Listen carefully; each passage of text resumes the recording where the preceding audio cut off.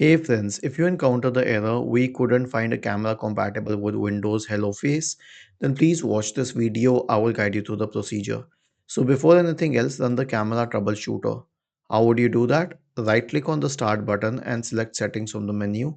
Now go to the system tab on the list on the left hand side. In the right pane, scroll down and then click on troubleshoot. Click on other troubleshooters and then click on run corresponding to the camera troubleshooter. Okay, just click on run corresponding to it. So this is one way. The second one is to update the drivers. So search for device manager in the Windows search bar and open device manager.